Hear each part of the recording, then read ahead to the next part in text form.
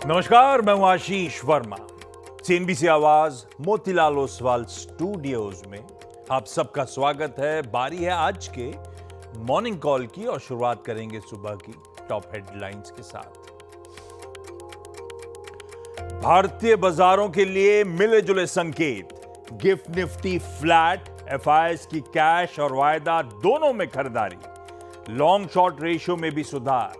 उधर Dow futures में करीब 200 पॉइंट की गिरावट। Asia mixed. कल जूनटीन्थ हॉलिडे की वजह से अमेरिका में थी छुट्टी।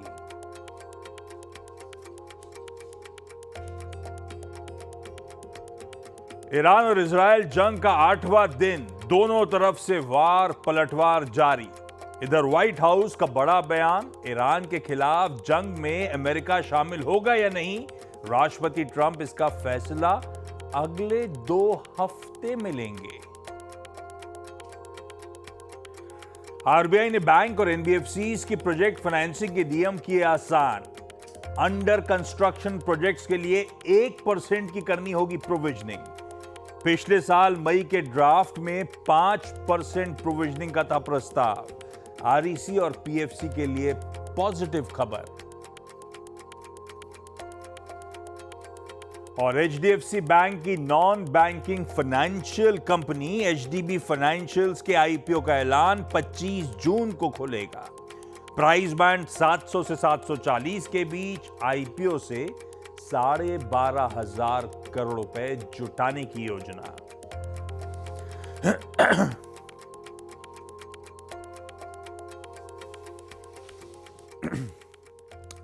शुक्रवार की सुबह आ गया भाई लास्ट ट्रेडिंग सेशन इस हफ्ते का, और आज से दरअसल लास्ट साइकिल की शुरुआत।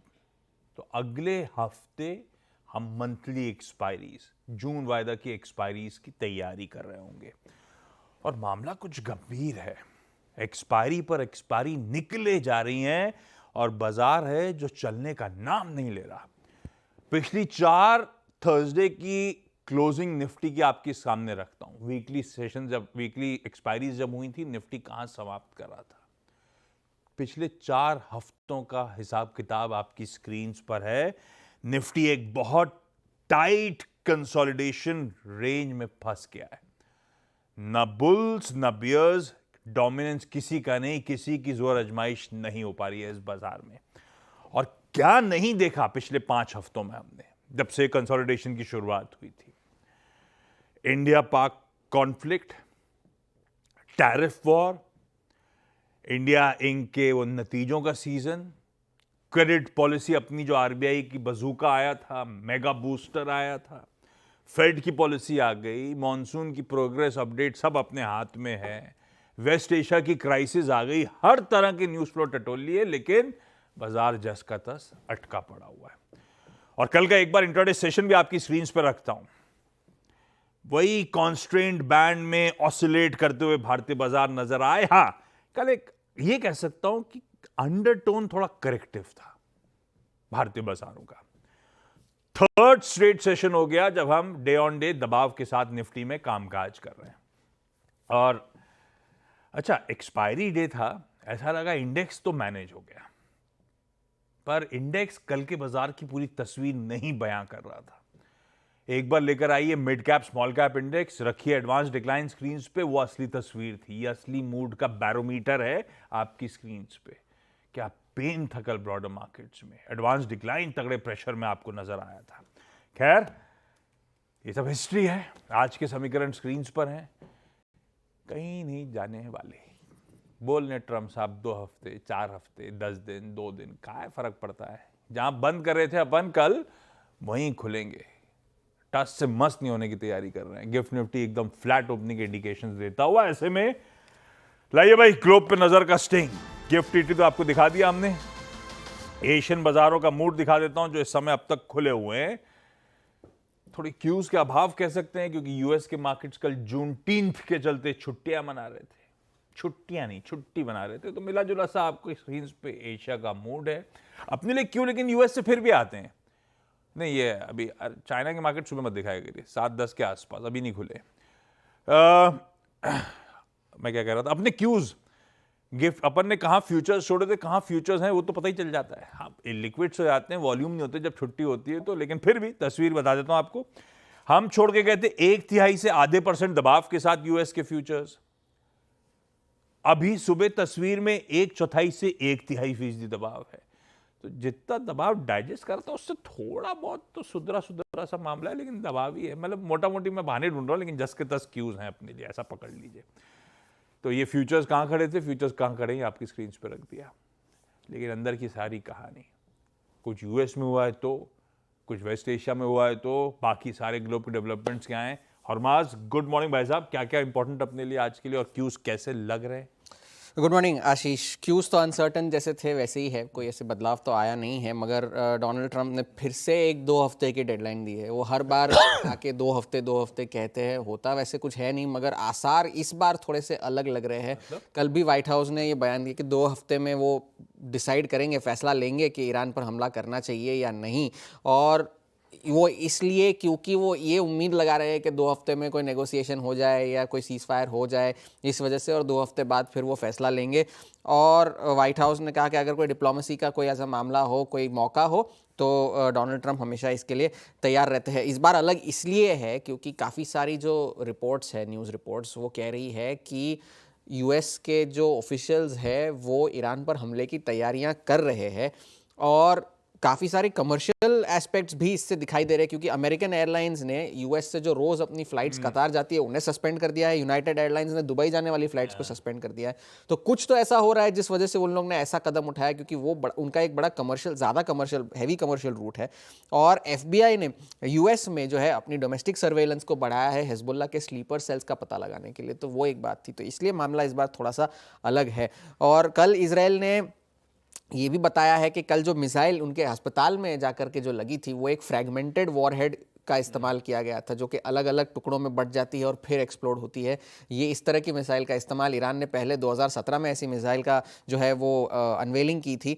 और बेंजामिन नेतन्याहू ने कल फिर से ये साफ किया कि हमारा जो उद्देश्य है वो सिर्फ ईरान की न्यूक्लियर कैपेबिलिटीज़ को डिस्ट्रॉय करना है।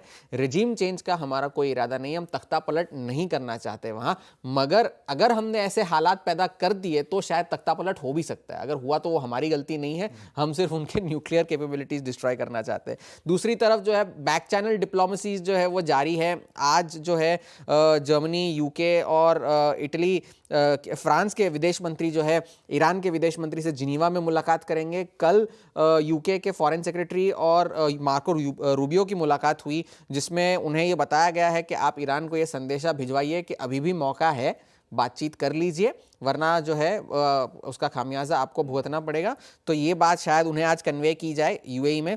और यूएई के जो राष्ट्रपति के सलाहकार है उन्होंने भी कहा है कि ये जो हॉस्टिलिटीज़ है उन्हें ख़त्म किया जाना चाहिए और दोबारा जो है बातचीत पे शुरू की जानी चाहिए। ये तो मिडिल ईस्ट की बात रही, बाकी सारे भी फैक्टर्स थे। कल जेरोम पावेल ने, डोनाल्ड ट्रंप ने फिर से जेरोम पावेल पर निशाना साधा, कहा कि भाई अब तो 2.5% नीचे होनी चाहिए ब्याज दरें। ये कल तो 2% कह रहे थे, आज 2.5% कह रहे हैं। तो ये एक बात थी। जापान से महंगाई के आंकड़े आए हैं, वो अनुमान से थोड़े से कमज़ोर थे, और चीन ने अपनी लोन प्राइम रेट्स में कोई छेड़छाड़ नहीं की है। तो फिलहाल के लिए फ्यूचर्स तो नेगेटिव है। तेल की कीमतों में थोड़ा सा उछाल है, तो वहाँ नज़र रखिएगा, क्योंकि डोनाल्ड ट्रंप अब वीकेंड पर क्या फैसला लेते हैं वो सबसे बड़ी बात होगी। लीजिए भाई, 2 हफ्ते का समय, उस बीच कहे कुछ रहे हैं, पोस्टरिंग कुछ अलग सी हो रही है, इसलिए हरमाज कह रहे हैं कुछ बदला बदला सा लग रहा है। और 2 हफ्ते में तो बेचारे इजराइल के तो आयरन डोम की सप्लाईज ही खत्म हो जाएंगी, ऐसी न्यूज़ रिपोर्ट्स थी। खैर, ये हैं सारे ग्लोब के डेवलपमेंट्स।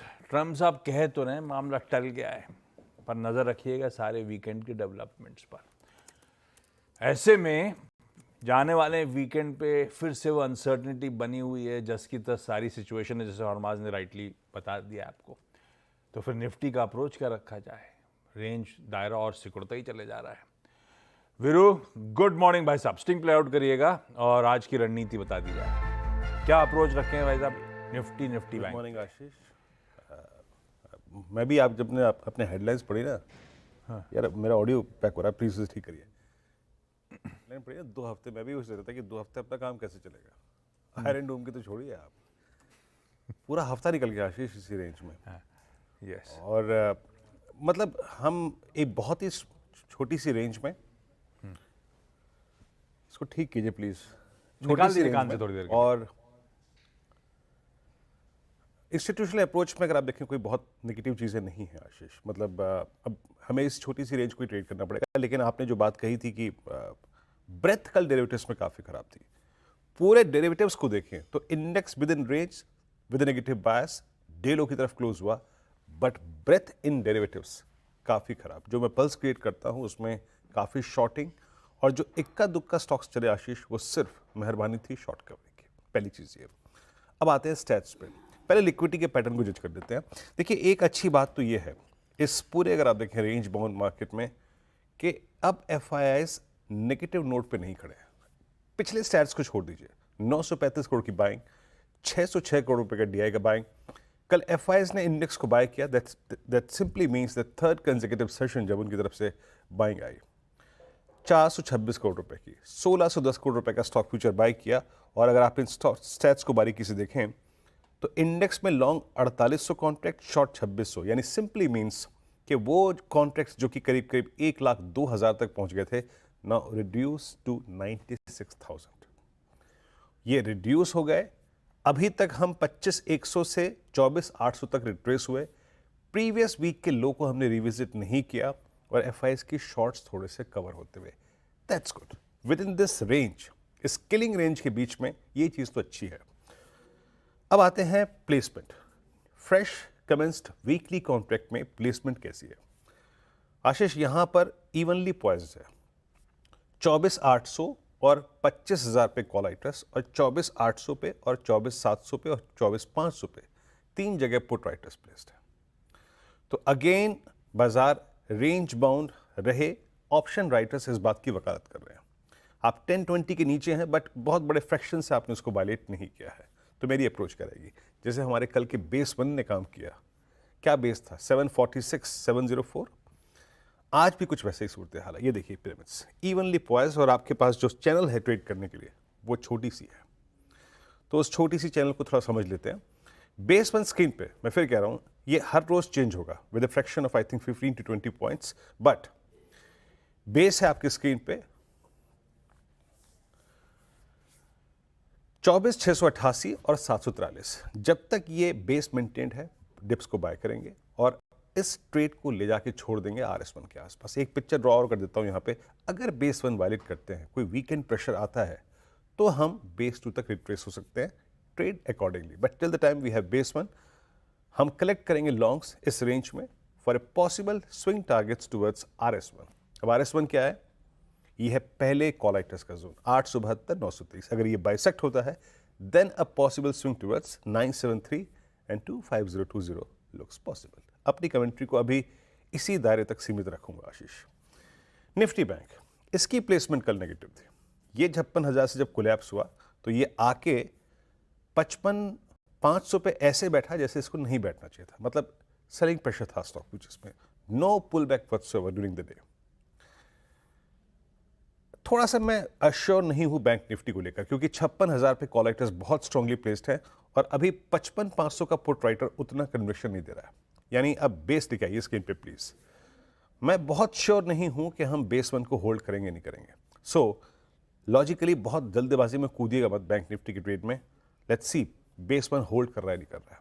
अगर बेस 1 होल्ड नहीं कर रहा है तो एक एक्स्ट्रा ऑर्डिनरी प्रेशर उसको बेस 2 तक भी ले आएगा, बट अभी शॉर्टिंग का मेरा तर्क नहीं है। तो मैं ज़्यादा इच्छुक हूं बेस 1 और बेस 2 के आसपास एक बाय ट्रेड पिक करने में, और उस ट्रेड को अभी भी हम ले जाके छोड़ देंगे किस ट्रेजेक्ट्री में? वो है RS1 की ट्रेजेक्ट्री, वो है 56,000 के कॉल राइटर्स। इस ट्रेजेक्ट्री में 55,829 और 56,068 उस ट्रेड को छोड़ना है। Mega move in Nifty bank only possible if we sustain about 56068। Ashish लीजिए भाई साहब, ये निफ्टी बैंक का आज का अप्रोच। लाइए भाई राजेश सतपुते.com की श्री राजेश सतपुते साहब भी सुबह सुबह जुड़ गए हैं चकाचक चार्ट्स के लिए। Rajesh sir good morning. आज के आज मैचिंग टाइप लग रहा है। आज के 2 preferred trading ideas sir. Very good morning Ashish ji, very good morning and good morning everyone. Ashish ji देखिए, 2 चार्ट्स जो क्वाइट आइडेंटिकल है वो है कोटक बैंक एंड ग्रासिम। कल भी दोनों अच्छे क्लोज दिए, बशर्ते बाजार में इतना सब हो रहा था, इतना सब पेन था, ऊपरी लेवल से प्रॉफिट बुकिंग हो रही थी, लेकिन दोनों काउंटर्स अच्छे खड़े थे। दोनों में कंसोलिडेशन है, avoids cluster of moving average. At the same time अगर आप टेक्निकल सेटअप देखें तो एक पॉजिटिव क्रॉसओवर जो मूविंग एवरेजेस का होता है। तो कहीं ना कहीं लगता है जिस तरह से यहाँ पे लॉन्ग एडिशन भी था, तो जो टेक्निकल सेटअप, डेरिवेटिव सेटअप जो है, वो दोनों का ऑलमोस्ट आइडेंटिकल है। सो कोटक बैंक बाय करेंगे 2120 के स्टॉप लॉस के साथ, 2220 का टारगेट होगा। बहुत बढ़िया सेटअप बन रहा है यहाँ पे कोटक का। सेकंड बाय कॉल रहेगा ग्रासिम, जिसका स्टॉप लॉस होगा 2660 का, टारगेट रहेगा 2770 का। कोटक और ग्रासिम, ये हैं सतपुते सर के दो आज के प्रिफर्ड ट्रेडिंग आइडियाज। दोनों के स्टॉप लॉसेस स्क्रीन्स पे नोट डाउन कर लीजिएगा। सतपुते साहब आज सुबह के 8 बजे के पैनल में भी होंगे, तो अपन और बातचीत कर रहे होंगे सर से, और ये वो बताने वाले हैं कि ये कल योग कहाँ करने वाले हैं, योग दिवस के मौके पे। फोटो खींच के भेजोगे ना अभी आप 8 बजे के शो के लिए कुछ? जी, यस सर। वो हैंड स्टैंड वाला टाइप कुछ करके भेजना आप, उल्टा खड़े होके। खैर, आज के प्रिफर्ड सॉरी आज के स्टॉक से न्यूज की तरफ बढ़ा जाए। सबसे पहले सेंसेक्स की, मैं जो स्टॉक्स बताऊंगा राइट साहब वो फायर करिएगा। सेंसेक्स की रीबैलेंसिंग होनी है, बदला बदला सा सेंसेक्स होना है मंडे ऑनवर्ड्स। तो आज वो एडजस्टमेंट्स प्ले आउट होंगे। 2 इंक्लूजन्स हैं, 2 एक्सक्लूजन्स हैं। कौन से इंक्लूजन मतलब कौन से अंदर आ रहे हैं? ट्रेंट और बीईएल सेंसेक्स 30 का हिस्सा बनने जा रहे हैं। तो एक रिसर्च रिपोर्ट कह रही थी ट्रेंट में करीब $278 मिलियन, यानी कि 2400 करोड़ रुपए के पैसा आना है, और इसमें बीईएल में करीब $275 मिलियन के आसपास आना है।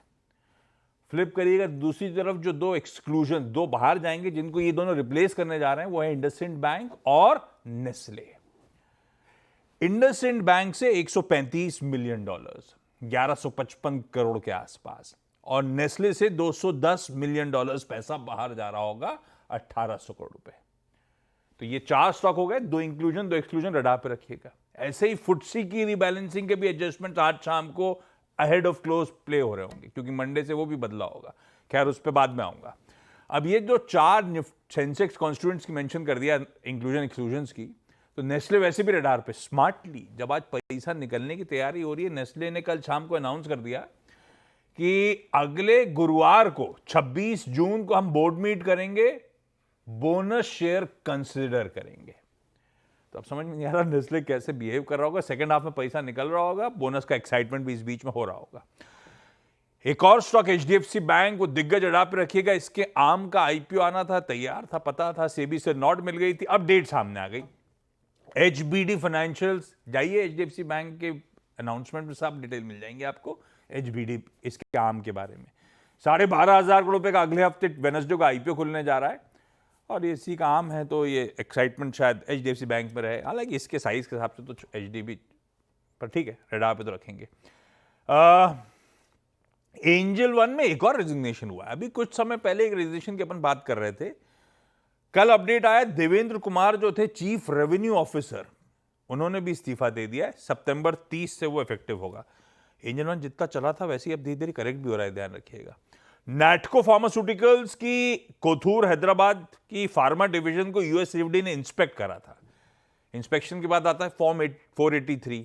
उस फॉर्म 483 में 7 आपत्तियां सामने आई हैं। कंपनी कह रही है हम भाई यूएसएफडी के साथ मिलकर स्टिपुलेटेड टाइम में उन आपत्तियों का निपटारा कर लेंगे। बायोकॉन, कल तो अपन एक रिपोर्ट पे चर्चा कर रहे थे सुबह ही, उसके बाद स्टॉक तो अच्छा करा।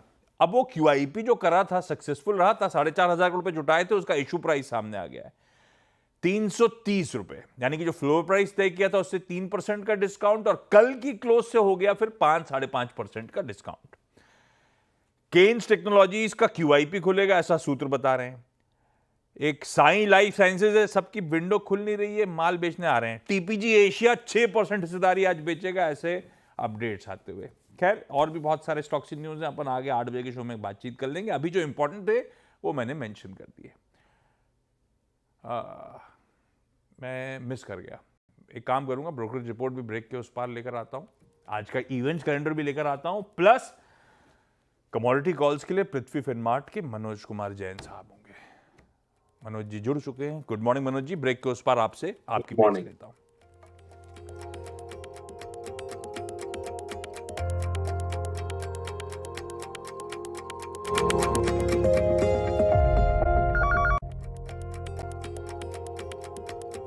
ओके, ब्रेक के बाद आप सबका स्वागत है। भाई पहले कमोडिटी कॉल्स ले ली जाएं। मनोज जी इंतजार कर रहे हैं। तवर आपकी सेकंड प्लेट एक बार स्क्रीन पर रखिएगा। कुछ ज्यादा बदला नहीं है, यूएस छुट्टी पे रहता है तो ज्यादा बदलता नहीं है। हाँ, ब्रेंट जरूर ट्रेड बढ़िया हो रहा है और 77 के ऊपर कंसोलिडेट कर रहा है। मनोज सर गुड मॉर्निंग एक बार फिर से। आज के preferred commodity idea sir. Good morning Ashish ji. यहाँ पे हमने जो फेड की कमेंट्री है उसके मुताबिक सोने में थोड़ा कूल ऑफ इंटरनेशनल मार्केट में होते हुए जरूर देखा है, लेकिन रुपी की जो वीकनेस है वो वहाँ पे उसको न्यूट्रलाइज करते हुए दिख रही है। जिस तरह से जियोपॉलिटिकल टेंशन है तो गोल्ड अभी भी यहाँ पे निचले स्तरों पर अपने सपोर्ट्स को होल्ड कर रहा है। तो आज फिर यहाँ एक बार डिप्स में बाय की ही सलाह रहेगी। 98,800 के स्तर पे गोल्ड में बाय करना चाहिए। 98,500 का स्टॉप लॉस रखें। लक्ष्य 99,500 तक के रहेंगे। वहीं हम देख रहे हैं कि जो इंडस्ट्रियल मेटल्स है वहां पे एक रेजिस्टेंस बनता हुआ दिख रहा है। यूएस फेड ने भी जो है ग्रोथ के अनुमान घटाए हैं। कल बैंक ऑफ इंग्लैंड ने भी ब्याज दरों में कोई बदलाव नहीं किया था। तो कॉपर में यहाँ पे 882 के स्तर पर बिकवाली कर सकते हैं। इंट्राडे में 886 के स्टॉप लॉस से, और लक्ष्य वहां पे 874 तक के रखे जा सकते हैं। हाँ, और बैंक ऑफ इंग्लैंड ना एक तो दरें नहीं बढ़ाई और कुछ कंसर्न्स हाईलाइट करे। लेबर मार्केट में स्ट्रेस है, एनर्जी प्राइसेस का रिस्क बढ़ रहा है, ये सब उनकी अंडरटोन थी, थोड़ी सी कंसर्निंग। खैर मनोज सर कह रहे हैं कॉपर बिकवाली करने के मौके इंडस्ट्रियल मेटल्स में कुछ रेजिस्टेंस नजर आ रहा है। 886 के स्टॉप के साथ बेचेंगे और सोना खरीदने के मौके ढूंढिए 98,500 के एसएल के साथ। Manoj sir thank you so much जुड़ने के लिए। इंदौर बारिश आई क्या?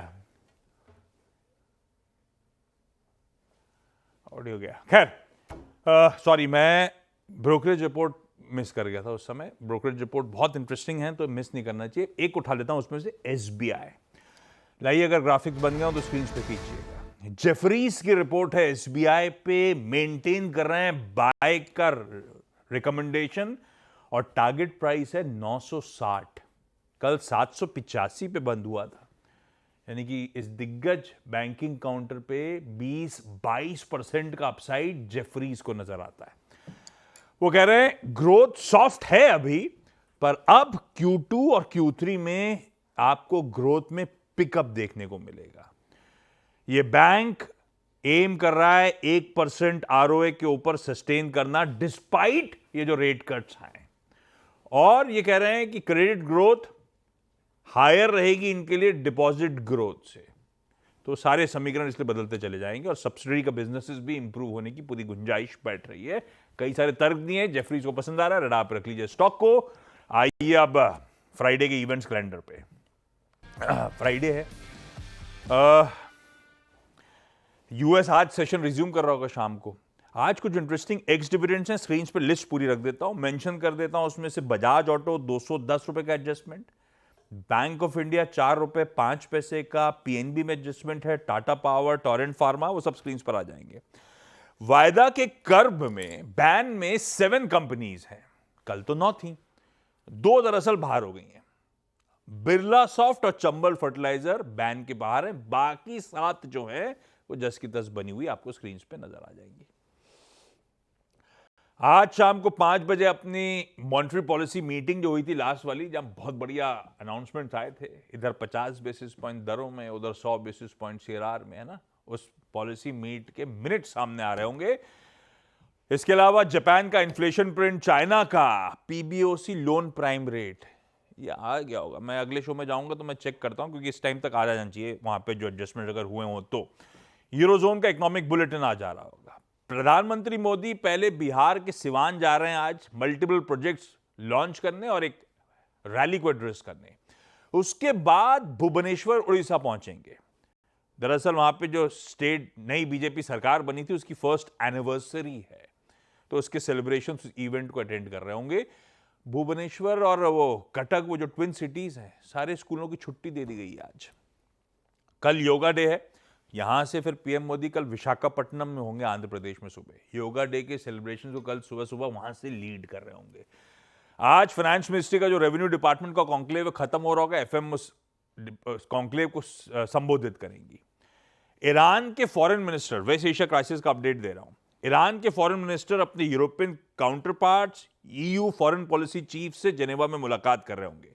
दरअसल न्यूक्लियर टॉक्स जेनेवा में हो रही हैं फ्रांस, जर्मनी, यूके और ईयू के साथ ईरान की। आज वर्ल्ड रेफ्यूजी डे है और क्योंकि फ्राइडे है, 2 रिलीज हैं। एक तो सितारे जमी पर, तारे जमीन पे देखी थी अपन ने, अब सितारे। अच्छा, इसका प्रोमो तो अच्छा, मेरे को टीजर तो अच्छा लगा था, पर कल रात तक जब तक मैं सोचता कि वीकेंड में बुक करूं तो पूरा थिएटर खाली पड़ा हुआ है। तो अब देखते हैं आज रिव्यूज दिन के दौरान कैसे आते हैं। दूसरी एक ईलियो है, पर वो ठीक है, डिज्नी पिक्सार की एनिमेटेड है।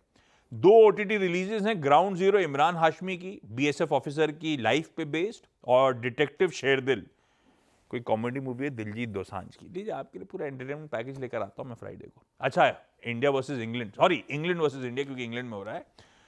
पहला टेस्ट आज शाम 3:30 बजे शुरू होगा।